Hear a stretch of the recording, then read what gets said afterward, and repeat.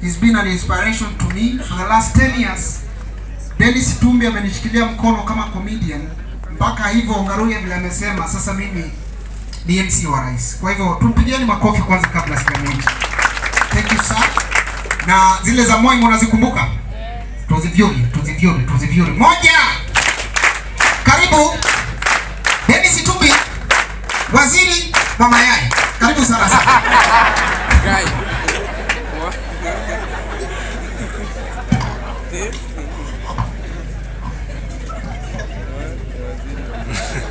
God is good all the time. And all the time. God is good. Hi, let's show our show of hands. Hi. Hi. It's good to be in Embu. Governor, the deputy governor, and all the protocols established before I came, I adopted. Always good to be in Embu. In fact, the governor will tell you one of the biggest struggles to my appointment was where I come from. I actually had to fight to prove I come from Kirinyaga, not Embu. Because as you have seen, even the people who stay with me most of the time are saying I'm from Embu. So I had to fight a big fight because I grew up entirely in Embu. Part of it in Manyata and in later stages in Runyenjes because my mom was a teacher and taught in those two constituencies. But Embu is a home that brought me up. So I appreciate it. In fact, I was just thinking as I sat where I spent my youth, and it was actually Embu. I come from Kirinyaga, yes, but my shopping center is Embu. If I wanted to do a dance, it was Embu. If I wanted, in fact, my first job was in Embu. So Embu represents a key factor of my journey. I will be brief because time has really gone, and I'm sure you've had it all. So I'm going to speak to you about dreams in only 3 points. And I will do it in forms of stories. So number 1, be bold. Be bold. Ladies and gentlemen, one day I went to Netherlands. The International Criminal Court had charged Deputy President William Ruto as he was then, and the President Uhuru Kenyatta as he was then. No, he was actually Deputy Prime Minister then. I went to ICC. Some people say I hacked a computer. I didn't. All I did is I interacted with the computer and the documents that were in there. We managed to get some documents during that interaction that eventually ended that case, and it was legal because I was a journalist and I'm allowed to get documents, you know. So that case ended. The danger was there are some people who believed, together with one Ferdinand Waititu, we should be arrested in The Hague. So that night, we fled our way out of the ICC using Syria. Then we diverted down to Namibia and into Kenya. We didn't even have, at the time, the money to pay all those connection flights. But we had a purpose. Because we believed in the dream that was being espoused at the time, we invested our hearts, our soul, and our strength. Therefore, good people, when you decide on something, be bold about it. Of course, some of you know the most recent issue. I was living at Kinyozi in Nairobi. I was actually coming for Christmas. As I left, some 3 guys came and flashed their police IDs and told me we are police and you're under arrest. Now, because mimi nimezoea kushikwa, I had no issue. In fact, it was okay for them to arrest me. It was also going to make my profile a bit better. When you were arrested at that time, it was also good. So when I got in the car, these guys told me, the first thing they did, they covered my face. Then in a short while, they took my phones and threw them out. For the next 8 hours was an ordeal that can only go to a book. I cannot even do justice.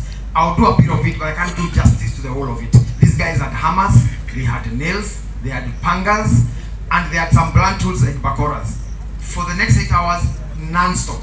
They beat me up in a way that I don't think I have ever been beaten or will ever allow myself to be beaten again.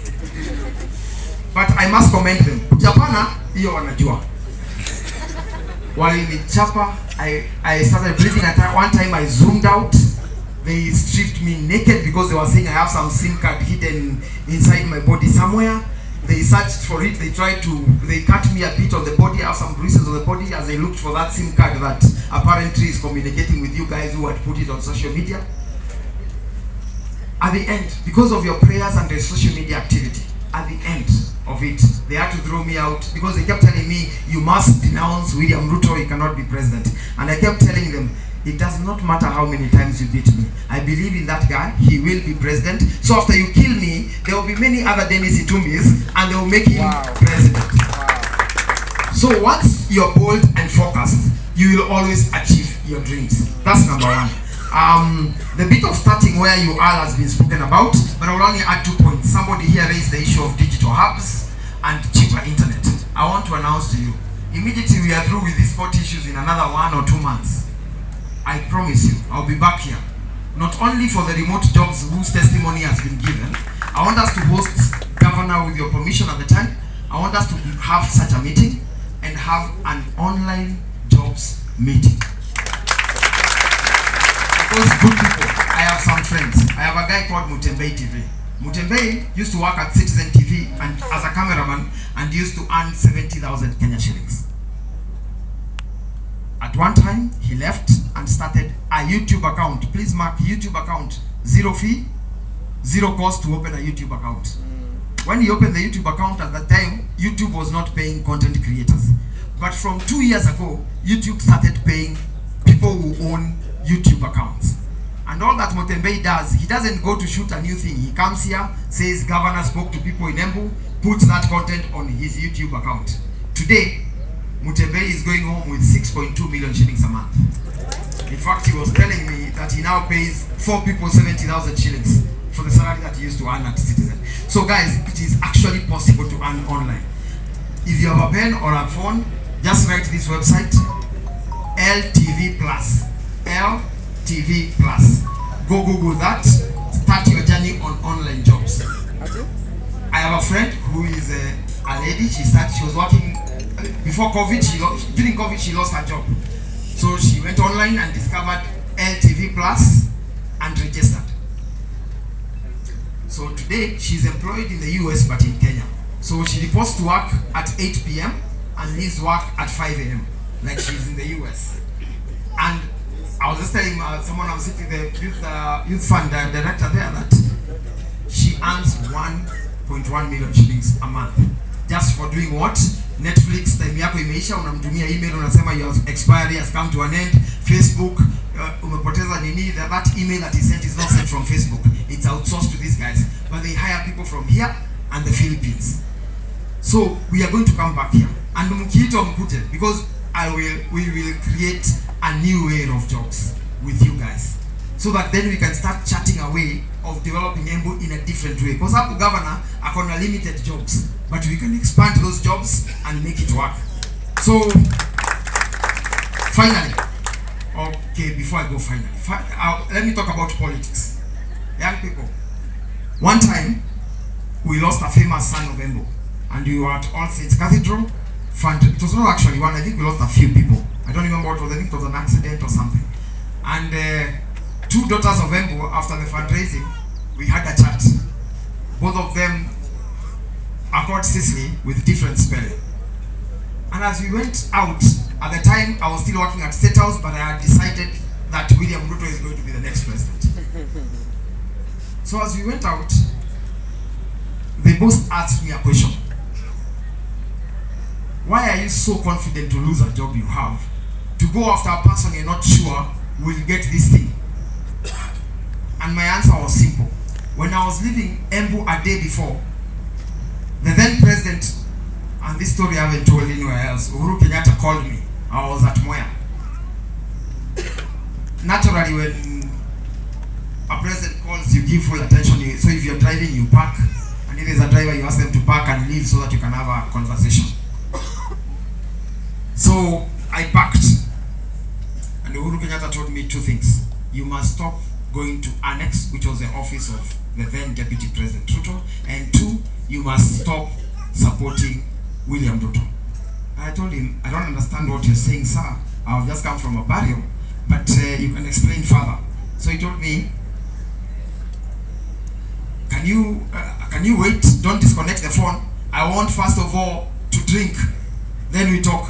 So I waited for 10 minutes. Nothing happened. 15 minutes. I decided, let me drive.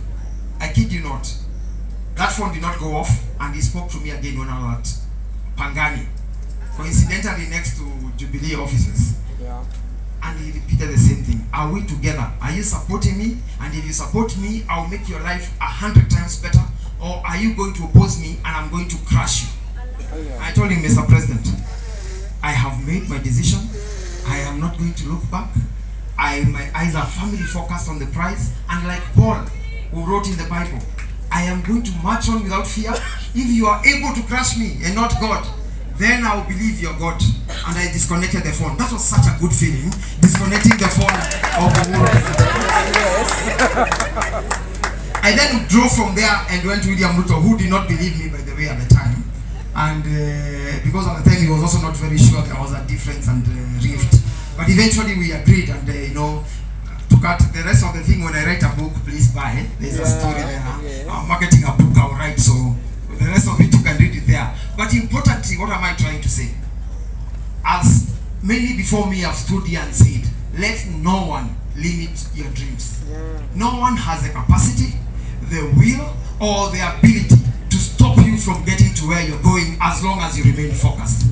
Let me tell you, good people, some people wake up from their beds and their destiny is assured.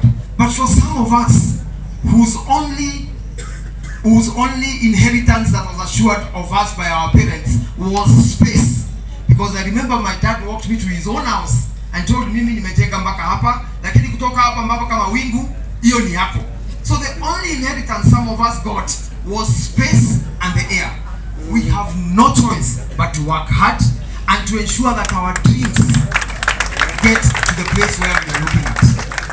And let me tell you, not only, like Lupita says, that every dream is valid, every dream and effort matters, regardless of the size of your bed.